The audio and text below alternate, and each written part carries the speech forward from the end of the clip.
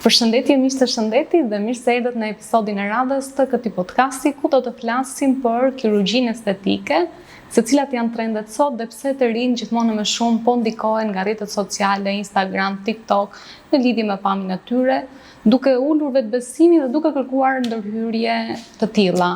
Edhe gjithashtu do të diskutojmë në lidhje me se ku duhet të drejtohemi për ndërhyrje të tilla, a ka persona që nuk duhet i bëjnë dhe shumë tema të tjera të cilat do të diskutojmë sot me doktor Tanja Sqeri, kirurg estetik. Faleminderit për ftesën. Doktor, fillimisht, a mund na tregoni se çfarë bën një kirurg estetik? Një kirurg estetik merret me kirurgji estetike. Kirurgjia estetike është një pjesë e mjekësisë që le të themi qëndron në kufirin e asaj që është patologji dhe asaj që nuk është patologji. Sepse kemi gjendje që nuk është se janë fatale për shëndetin e personit, por ama ndryshojnë shumë vetvlerësimin e tij dhe duke ndryshuar apo ulur vetvlerësimin ndikon edhe në suksesin që ai ka në punë, në familje, në shoqëri. Kështu që është një pjesë që përmirëson, le të themi, pamjen e jashtme të personit duke përmirësuar edhe cilësinë e jetës së tij. Nga eksperienca juaj, cilat janë trendet sot? Pra çfarë preferojnë më shumë të bëjnë ndërhyrje estetike? Cilat janë ato ndryshimet që ata kërkojnë tek pamja e tyre e jashtme? Kirurgjia estetike përfshin edhe mjekësinë estetike. Le të themi që përfshin e para ndërhyrjet me bisturi, të cilat kanë efekt edhe më të shpejt, edhe më të menjëhershëm. Pastaj edhe trajtimet apo që bën pjesë e mjekësisë estetike me injeksione apo jo injeksione, trajtimet lazerike gjithashtu. Është një deg që ka evoluar shumë kohët e fundit, qoftë në koncepte, qoftë në metoda trajtimi, qoftë në aparatura, po qoftë edhe në atë çfarë kërkojnë le të themi pacient që vinë për këto lloj ndërhyrjesh. Ajo që para disa viteve është quajtur e pranueshme, si për shembull buzët drejt fryra apo mollzat të dukshme, sot ka ndryshuar, duan një pamje sa më afër natyralitetit. Edhe tendenca kjo është.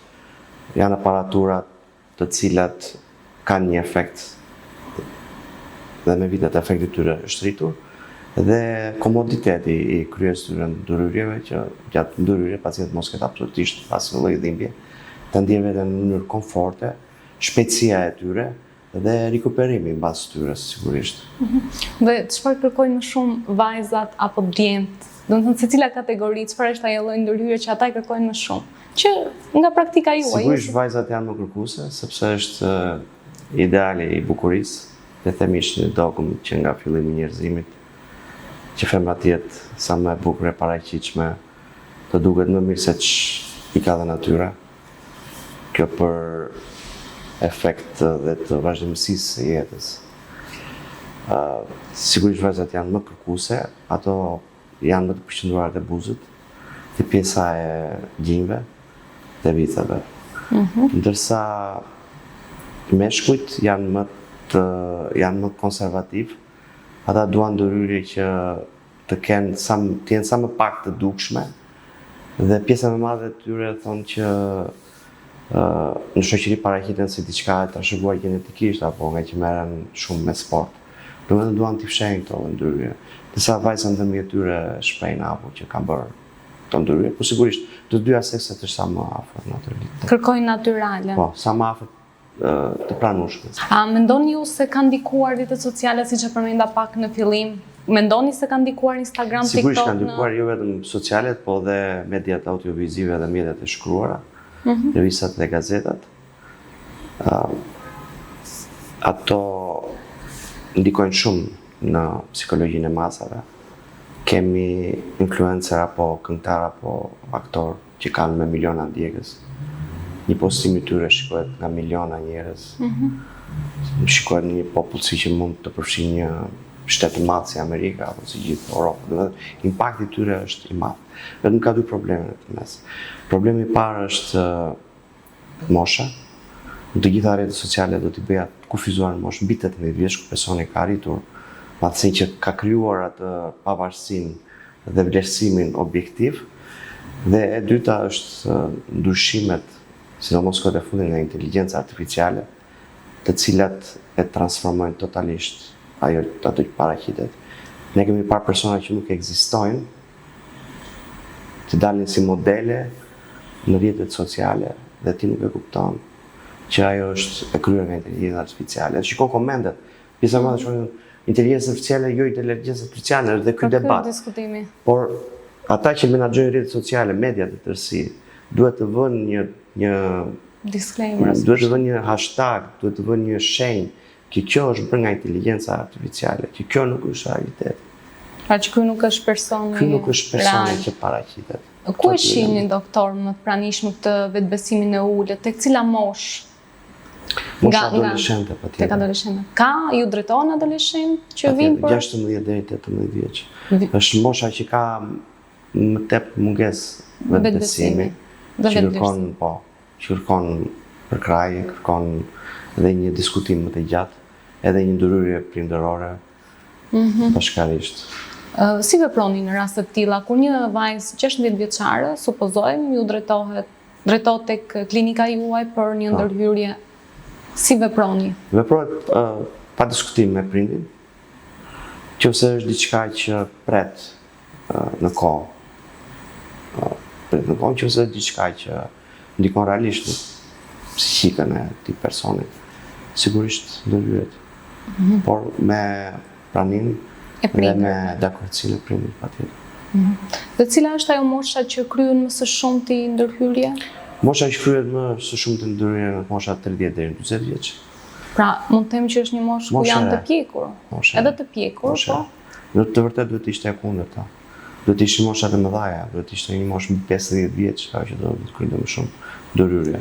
Por janë disa faktorë që ndikojnë te kjo. E para është ajo që thamë rrjetet sociale që ndikojnë më shumë te moshat e reja, sepse ata janë tepër të prirur për mediat apo rrjetet sociale. Dhe dyta është faktori ekonomik, sepse moshat e mëdha në Shqipëri nuk është se kanë ndonjë pension apo kanë ndonjë përkraje financiare që mund të ndjekin të gjitha këto. Pra mund të jetë ky një faktor që i pengon për të drejtuar, mendoni apo? Mendoj që është një faktor. Shumë mosha të mëdha duan që të bëjnë, por nuk kanë mundësi ekonomike të bëjnë. A ka pacient në sakt që janë të ndaluar ose nuk ju rekomandohet që të kryen ndërhyrje estetike? Sigurisht ka pacient që nuk është se duan të përmirësojnë, por krijojnë obsesion. Obsesion qoftë duke parë një personazh që ti ngjasojnë sa më shumë atij personazhi. Apo qoftë krijojnë ato idetë e tyre që unë duhet të kem buzë shumë të dukshme apo moza shumë të dukshme apo lëkurë që shkëlqen te maza që kur delin në kamerë apo kur diku të ketë një shkëlqim. Domethënë janë gjëra, nëse ne kemi një situatë që është sa më normale afër realitetit, që kërkon një ndërhyrje minimale, përse duhet bërë kjo, pse mos pritet në kohë, kur vërtet të vi kohë për të bërë. Unë jam që ndërhyrja vërtet të bëhet, të ketë indikacion për të bërë, të ketë vërtet, domethënë nga bërja, përpara bërjes dhe pas bërjes, të ketë një ndryshim. Jo të bëhet ndërhyrje pasaj të thjesht për të kënaqur egon apo psikologjinë e personit dhe shef një as ndryshim se edhe ti nuk e çan ndryshon, kur ka pak për të ndryshuar. Kur është koha e duhur, se ju thatë kur të vije momenti i duhur, por kur është një moment i duhur apo në varësi të rasteve? Po është totalisht varet çfarë trajton. Varet në rasteve. Plastikën e kapakëve normale që ato kur bien pengojnë edhe shikimin. Në veshët e dukshme ato janë moshën 6 vjeç. Mund të bëhen, domethënë. Pastaj për pjesën e anti-aging, kur bën rrudhat të dukshme, kur bën ato që duhen pastruar, kur le të themi buzë të holla që vërtet duan pak volum, apo një unë vërtet që bie në sy, apo vetulla totalisht të rëna, domethënë janë ca gjëra që bien në sy dhe duken në sy dhe bashkarisht mund të arrish në një konkluzion që a duhet bërë apo nuk duhet bërë. Jo çdo kush që vjen tek një mjek do të thotë që vjen për të bërë diçka. Kjo është ajo që duhet të bëjë mjeku, duhet të ndajë, është për të bërë apo për të bërë. Duhet të bëjë edhe pak rolin e psikologut. edhe t'ja tregoj, edhe të thotë që nuk je për mua. Nuk e bëj. Shkoj, të jetë i hapur. Nuk duhet të prevaloj efekti financiar. Këtë do të pyesja, përveç prevalimit të efektit financiar, a duhet të prevaloj dëshira e pacientit apo misioni? Asnjëra nuk duhet të prevaloj. Ato duhet të shkojnë bashkë me njëra tjetrën. Duhet të përshtaten njëra tjetrës. Asnjëra prej tyre ato duhet të ndërthuren me njëra tjetrën.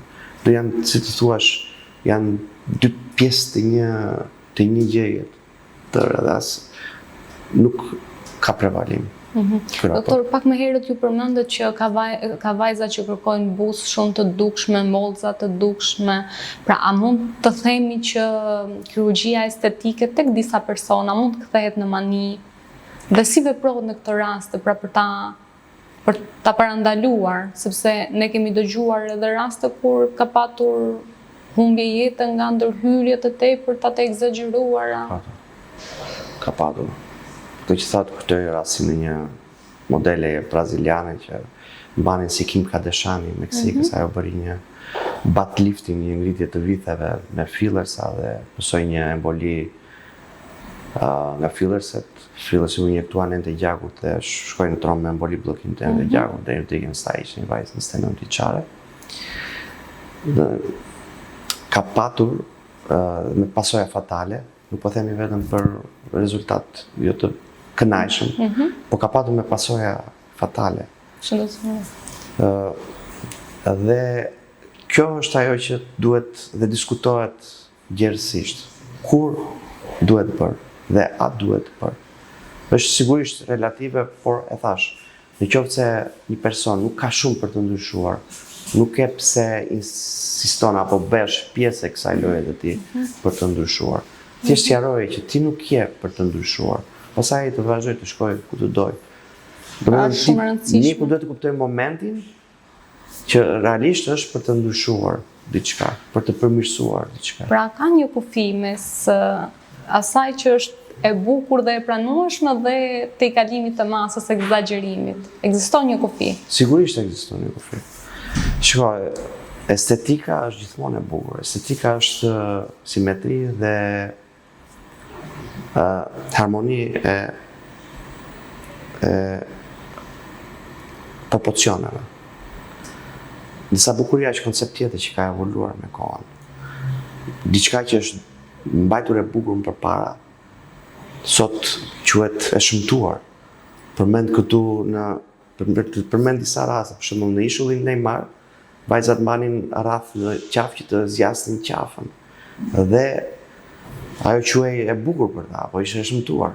Kthehemi te geshët e Japonisë, ato përthyenin këmbët, e bënin më të vogël dhe quhej e bukur për ta, po estetikisht ajo ishte e shëmtuar, sot shihet e shëmtuar. Domethënë ka shumë raste që tregon historia që njerëzit në atë periudhë e kanë menduar si diçka të bukur, por ama nuk ka qenë estetike, nuk ka qenë realisht e bukur. Si ideali i bukurisë sot mbahet Davidi, Michelangelos dhe skulptura Venus nga ishulli Milos grek. Aty ku proporcionet shkojnë në estetikisht bukur dhe paraqiten bukur. Ndërsa Mona Lisa për shembull, nëse e shikojmë Mona Lisa është e bukur, por estetikisht nuk është, nuk ka ndonjë proporcion. Po ama ka bukuri, domethënë bukuria është e pavarur nga estetika. Por estetika është gjithmonë e bukur. Ju përmendët që disa trende që dikur kanë qenë cilësoheshin të bukura dhe sot nuk janë më. A ka trende që ju, ose kë mendoni ju një lloj ndërhyrje që bëhet sot në mas, dhe pas 10 vitesh, 15 vitesh nuk do të jetë më trend? Sigurisht ka që edhe sot bën më pak, për shembull implantet e këmbëve apo të vithjet. Ishte koha kur Kim Kardashian ekspozonte të pasmet bombastike dhe njerëzit u influencuan. Po dhe ajo vetë e ndryshoi atë model. Kjo ka ikur, edhe injektimi fillersave në këtë pjesë është diçka në zhdukje, sepse mbas injektohet personi do ulet diku. Edhe kjo ulja shkatron ato proporcione që shikojmë ne në fotografi, aq të bukura. Ato bën direkte pas injeksionit. Por ama njeriu ecën, ulet, nuk i ruan edhe. Domethënë, janë gjëra që rezultati nuk shihet për një herësh, shihet në vazhdim. A ja vlen të merresh, apo nuk ja vlen të merresh. Unë në fakt doja të pyesja në lidhje me ndërhyrjet, sa nuk e di nëse mund të thotë sa ndërhyrje mund të kryejë një person, dhe nga një ndërhyrje tek tjetra, a ka një afat kohor që duhet të respektuar, apo si funksionon? Ka një afat kohor, ka dhe një radhë. Nëse do të bësh disa ndërhyrje, ka dhe një radhë se si bëhet. Për shembull, nëse një person do të bëj shumë ndërhyrje, gjë e parë që do bëhet është gjithmonë ndërhyrja kirurgjikale me bisturi është gjithmonë e para. Pastaj mund të kalosh tek injeksionet. Bazëbërjes si injeksione qoftë biostimuluese me botulim toksin, qoftë injeksionet me fillersa. Pas tyre duhet pritet patjetër minimumi 2 javë. Dhe pastaj kalosh tek procedurat e jashtme që kanë si qëllim ruajtjen e elasticitetit dhe shkëlqimit të lëkurës, si procedurat peeling, microneedling, trajtimet me lazer apo për pletilërish plazma që bëhet për ushqyerjen e lëkurës, mezoterapia. Ato përsëriten çdo muaj. Sigurisht ka hapësira edhe për të bërë diçka më përpara, po që periudha kohore duhet të respektuar patjetër. Nuk mund të bësh çdo gjë në një moment. Pra, në momentin që një pacient ose paciente drejtohet tek ju, e pyesni se cilat janë ndërhyrjet, nëse ka kryer apo i vëreni vetë? Patjetër, e pyesim cilat ndërhyrje ka kryer, si ka qenë rezultati, a ka qenë e kënaqur apo jo. Dhe çfarë konkretisht dëshiron të bëj. Edhe bëjmë një plan për ndërhyrje që do bëjmë, edhe për radhën e tyre si do t'i kryejmë këto ndërhyrje. Ju ka ndodhur që dikush t'ju vi me foton e një personazhi të njohur dhe thotë që... Jo, me foto nuk kanë ardhur, por kanë ardhur me emra. Me emra? Po. Kanë ardhur me emra, duhet të kem buzë si kjo aktore, apo mjekër si ky aktor. Me aktor? Po, vetullat i kem si ky aktor. I bëni? Apo në varësi të... Nuk ka... Shko çdo fytyrë është individuale. Ti në asnjë fytyrë nuk mund të krahasosh me një fytyrë tjetër. E gjitha është të ruash raportin. Nëse është vërtet diçka për të ndryshuar, e ndryshojmë, po brenda të pranueshmes, edhe pa i dhënë asnjë lloj garancie që ti do t'i ngjash pikërisht ti personazhi, sepse është e pamundur për ta bërë atë gjë. Sepse çdo fytyrë ka një realitet e vet. Çfarë duhet di një person përpara se sa të kryejë ndërhyrje estetike, përpara se sa të vi qoftë edhe për një ndërhyrje, sado e thjeshtë të jetë ajo? Duhet të informohet. I mirë nga ana shëndetësore, për çfarë duhet? Ajo është kryesorja, sepse shëndeti është përpara bukurisë. Dhe jo gjithmonë ti je i bukur të bën të lumtur. Rusët thonë një shprehje, më ti je i lumtur sa ti je i bukur.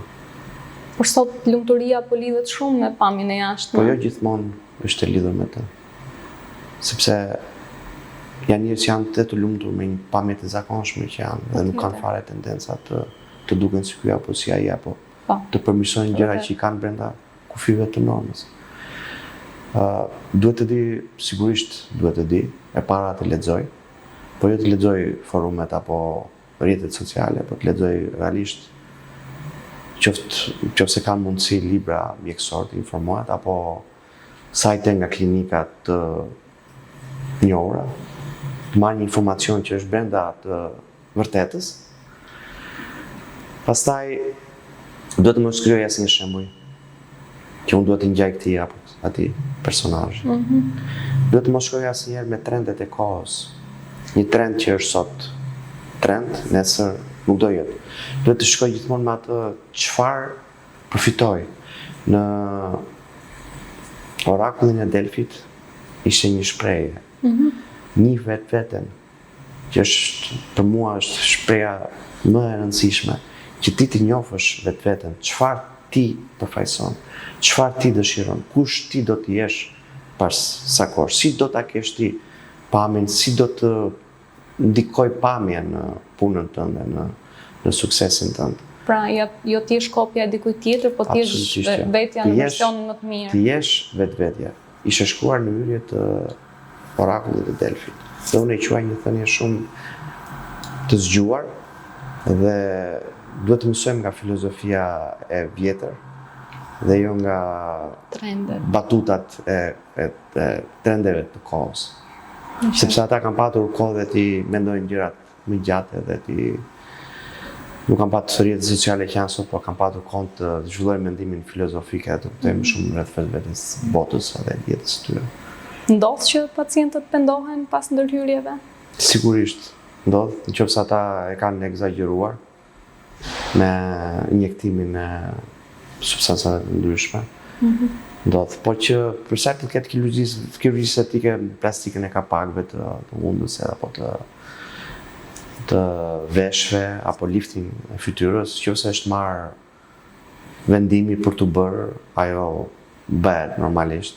Edhe për lifting e fytyrës do thoja nuk duhet bërë një lifting aq sa të zhduken komplet rrudhat e fytyrës. Duhet të ruhet edhe ca rrudha të fytyrës. Për treguar. Patjetër duhet ndruar disa rrudha të fytyrës. Ciceroni, filozof romak, ka thënë që fytyra është pasqyra e shpirtit. Nuk mund të kesh një fytyrë që nuk ta përcjell moshën që ke. Patjetër duhet të jenë elementet e moshës. Nuk mund të jetë një person 70 vjeç pas një rrudhë. Është e pamundur.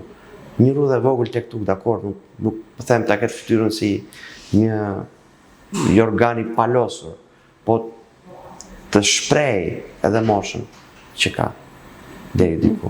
Po, në rastet kur pendohen, a zhbëhen? Ka ndërhyrje që zhbëhen? Po, sigurisht, ka raste që mund të bësh, kirurgjia është pak më vështirë sepse ti aty e qinde është më e komplikuar, ndërsa për pjesën e injeksioneve, sigurisht mund të përdoren tretës të fillersave, nësa teraksi biostimulim me botulinum toksin, aty thjesht duhet të presësh sa të iki efekti. Ndërsa përsa për to procedurat për mirëmbajtje, që e përmenda pak më parë, peeling, dermabrasion, microneedling, trajtimet me lazer, aty nuk është se ke ndonjë pakënaqësi, sepse ato janë mirëmbajtje, ato thjesht e bëjnë lëkurën më të dukshme, të shkëlqyeshme, më të shëndetshme janë, si thua, procedurat jashtë. Doktor, cila është një nga arsyet më të pazakonta që ju ka ardhur një pacient për të kryer një ndërhyrje estetike? Një nga arsyet, për shembull, ishte një vajzë që kërkonte mollza tepër të dukshme. Ishte frymëzuar nga busti i Nefertitit, ka qenë një faraone, një bashortë e faraonit egyptian, ka qenë busti ekspozuar në Berlin. Aty ajo u bë si shembulli i bukurisë fytyrës edhe mollzave të saj, kishte para atë, edhe kishte parë vetë kishte dhënë dua mollzat sa më shumë të dukshme që të jenë. Ndrym, po nuk është se tepruam. Ja, shpjegova që nuk duhet ta tekalosh masën. Dhe kjo është çelësi. Më mirë bë pak në fillim, që të kesh mundësi, që t'japësh personit mundësi të reflektojë. Këtë bëj edhe këtu në klinikë, kur vinë për të bërë diçka, sidomos për pjesën e ndërhyrjeve me bisturi, i le gjithmonë kohë. Unë i lë kohë jo vetëm për analizat, në sjell analizat e gjakut, por i lë kohë edhe për të reflektuar, për ta bërë, është vërtet. I them gjithmonë, ti merre, bë analizat, por ndërkohë reflekto edhe një herë për veten. A do ta bësh vërtet këtë ndërhyrje? Atëherë është shumë e rëndësishme që çdo kush të dëgjojë vetveten. Ka patur raste që një dashur apo një familjar i kanë bërë një dhuratë, një ndërhyrje. Ka patur edhe kështu shko bë buzët, por nuk ka qenë nevojshme për t'i bërë buzët. Dhe këtë duhet të them që nuk duhet të induktohet, a duhet të shikojë vetveten, duhet të njohë vetveten. Dakor të dëgjojë të tjerë, por në fund të vendosi vetë. Dhe një të këshill tjetër që e quaj bazën e të gjithave është puna me vetveten. Puna jo vetëm në aspektin psikologjik, duke lexuar libra, duke zhvilluar, po edhe puna fizike, duke marrë me sport. Ne duhet të ecim minimumi 3 mjapa në ditë. sot mund t'i masi me anë të telefonave apat, është gjë e mirë.